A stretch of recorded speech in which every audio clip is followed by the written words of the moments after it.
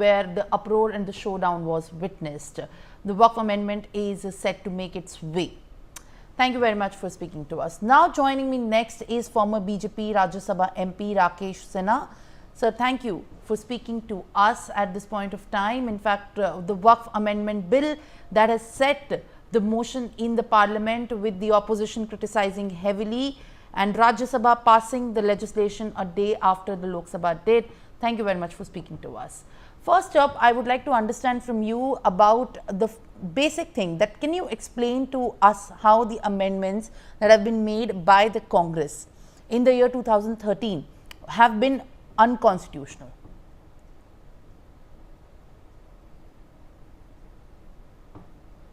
देखिए, चुनाव से पहले कांग्रेस सरकार ने वक्फ बोर्ड को अनरेस्ट्रिक्टेड पावर दे दिया था, यानी उसके पास जो ताकत दी गई थी संसद के द्वारा, उसमें कहीं से भी कोई कॉमा फुल स्टॉप नहीं था।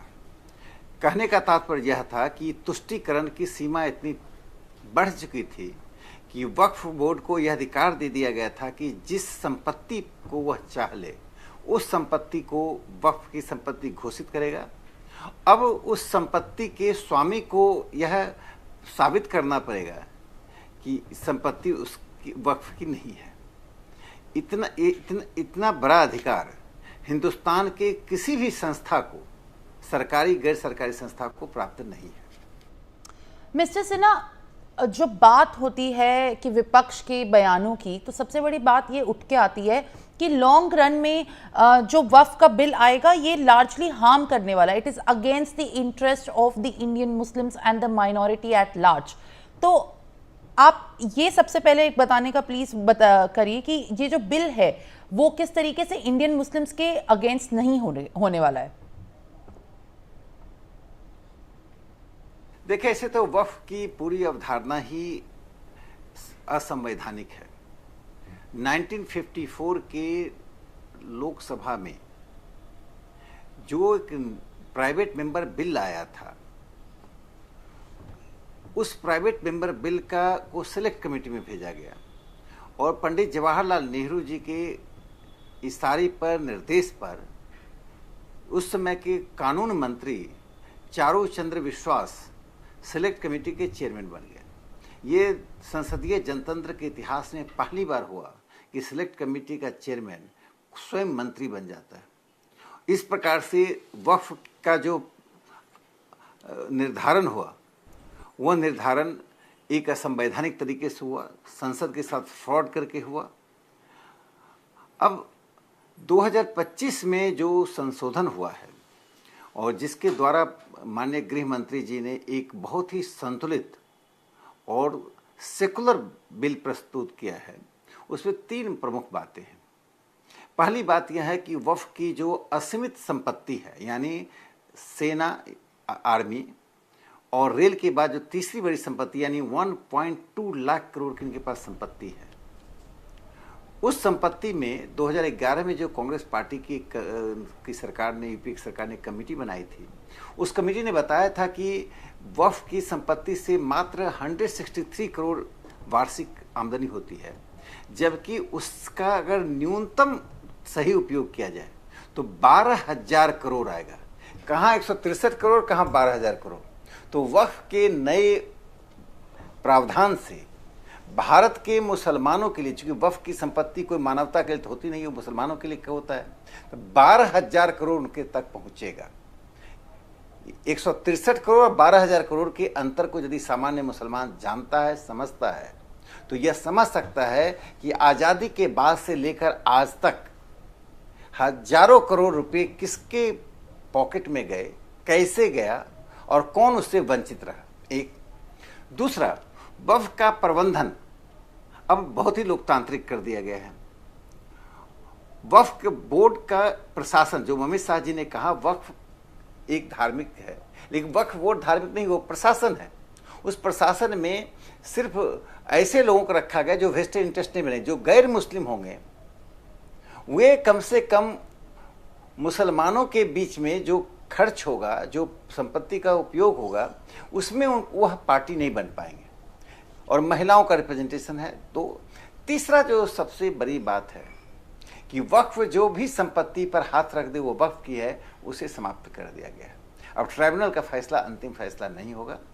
ये इन परिवर्तनों से हमें लगता है कि भारत के मुसलमानों को लाभ होगा, लेकिन मेरा तो मानना यह है कि जो मुंबई में Bombay religious charitable trust act 1950 था, जिसके बारे में बार बार 1954 के लोकसभा राज्यसभा डिबेट में सदस्यों ने, खास कांग्रेस सदस्यों ने आग्रहपूर्वक रखा कि ऐसे ही एक कानून बनाना चाहिए अखिल भारतीय स्तर पर, जिसमें सभी समुदायों के दान की चीज़ों को रखा जाना चाहिए और उनका प्रबंधन किया जाना चाहिए, जो नहीं हो पाया है।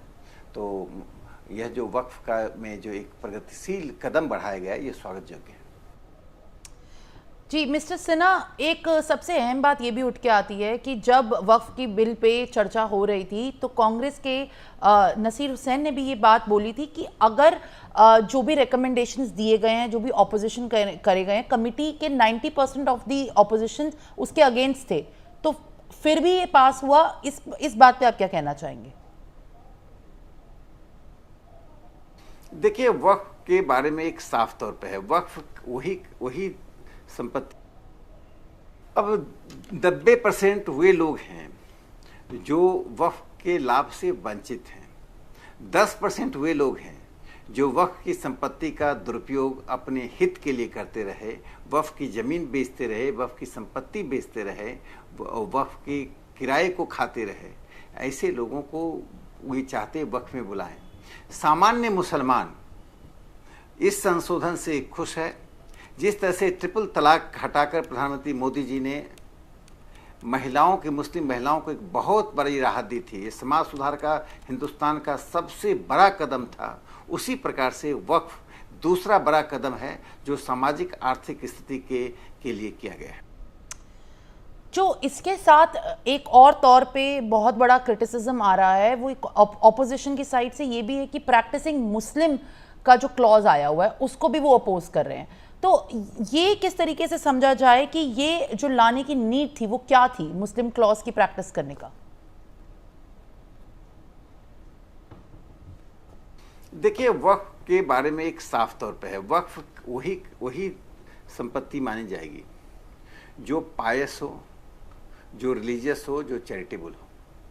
पायस मतलब जो उनके अनुसार से पवित्र हो, जो चैरिटेबल हो। अब जब यह तो वही कर सकता है ना, पायस चैरिटेबल हो, जो प्रैक्टिसिंग मुसलमान है। गैर प्रैक्टिसिंग मुसलमान तो कर नहीं सकता है। तो वक्फ की पूरी धारणा जब धार्मिक है तो फिर अधार्मिक और नास्तिकों से या जो जिनका इस्लाम से कोई ताल्लुकात नहीं उनको क्यों इसमें डालना। इसलिए यह परिवर्तन बहुत ही उचित परिवर्तन। और इसके साथ साथ एक वक्फ बाय यूजर क्लॉज की भी बहुत चर्चा हुई है। तो वक्फ बाय यूजर क्लॉज का किस तरीके से उपयोग हो सकता है? कैसे जो डिस्प्यूट्स हैं, जो इश्यूज हैं, या जो पहले ऐसे मैटर्स हैं जिसपे अब तक ध्यान नहीं दिया गया था, उनके ऊपर किस तरीके से रेजोल्यूशन ला सकता है? इस बारे में इनफैक्ट लोगों को अभी पता नहीं है और लोग जानना भी चाहते हैं कि इस बारे में क्यों क्रिटिसिज्म हो रहा है। नहीं, देखिए सारे विरोध का जड़ क्या है। मुस्लिम माफिया मुस्लिम मध्यम वर्ग के नाम पर वक्फ की संपत्ति का दुरुपयोग कर रहा था, उसका शोषण कर रहा था। उसे इस कानून ने समाप्त कर दिया। अब इसमें छिद्रान्वेषण वो जहां भी करते रहे।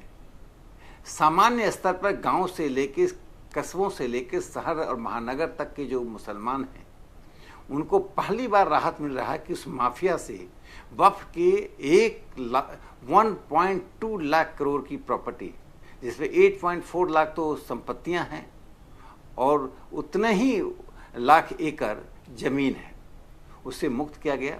और तीसरी जो सबसे अच्छी बात है इसमें, वक्फ कलकत्ता रॉयल क्लब, वक्फ सूरत की म्यूनिसिपैलिटी बिल्डिंग, बेंगलोर का ITC विंडसर होटल, इन सब पर दावा कर रहा था। ये तो निम्बम गांव है जो केरल में जो 400 एकड़ में फैला हुआ है, उसे वक्फ अपना कह रहा था, जिसमें इस्लाम के उत्पत्ति से पहले से हिंदू रह रहे हैं। तो वक्फ की जो अराजकतापूर्ण, अताताईपूर्ण और साम्राज्यवादी और औपनिवेशिक मानसिकता थी, इस बिल ने बड़े ही प्रगतिशील तरीके से समाप्त कर दिया।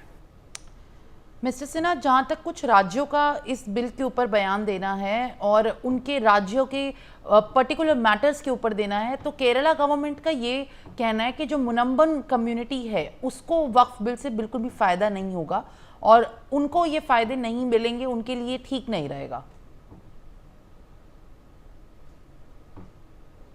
इसलिए कि केरल में सरकार, वहाँ रेड ग्रीन क्लब चलता है। केरल की सरकार में कॉमरेड की कम और इस्लामिस्ट ताकतों की ज़्यादा चलती है। खुद पिनराई विजयन के अपने ही दामाद उसी धर्म से आते हैं और पिनराई विजयन ने एक प्रगतिशील लोकप्रिय हेल्थ मिनिस्टर को हटाकर अपने दामाद को मंत्रिमंडल में रखा है। तो विजयन तो यही कहेंगे जो उनका दामाद चाहेगा, और वो निम्बम को लोगों को राहत नहीं मिलेगी जब तक इस देश में केंद्र की सरकार है, प्रधानमंत्री नरेंद्र मोदी जी हैं, गृह मंत्री अमित शाह जी हैं। मैं आपको इस बात का सुनिश्चित करना चाहता हूं, निम्बम के लोगों को 100% राहत मिलेगी। निम्बम गांव का 400 एकड़ भूमि वहां के रहने वाले, वहां के लोगों का है, न कि वक्फ का है। जी बिल्कुल। मिस्टर सिन्हा, एक सबसे अहम बात यह है, जिस तरीके से आर्टिकल 370 को देखा गया, ट्रिपल तलाक को देखा गया, ऐसे तमाम बहुत बड़े बड़े फैसले लिए गए हैं जो हिस्ट्री में अब स्क्रिप्टेड हैं। तो वक्फ की जब बात करते हैं, किस तरीके से आगे आने वाली जनरेशन्स इसे देखेंगी या इस पूरे संशोधन को किस तरीके से देखा जाएगा, कंट्रोवर्शियल, रेवोल्यूशनरी, या किस तरीके से ये आगे याद किया जाएगा, इस पे बताइए। देखिए, वक्फ विधेयक ने जो वक्फ की संपत्ति और उसके प्रबंधन करने वाले माफिया ताकतों के द्वारा इस देश में नाजायज जो काम हो रहा था, और इससे वक्फ वीटो जो यूपीए सरकार ने लगा दिया था कि तुम जो चाहो, under the sun everything is yours, ये 2013 का संशोधन था।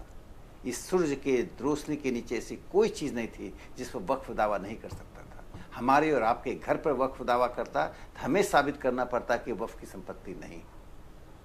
वो भारत की संसद पर दावा कर सकता है और करता रहा है। वो पटना के, बिहार के करीब 4 गांवों पर दावा कर रहा है।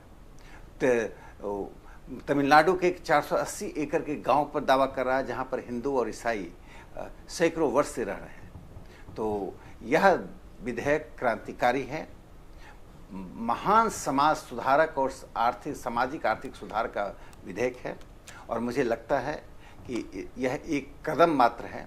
इसका अगला चरण यह होगा कि हम यह देखें कि सांप्रदायिक आधार पर ऐसी संपत्तियों का नियोजन और उपयोग ना हो।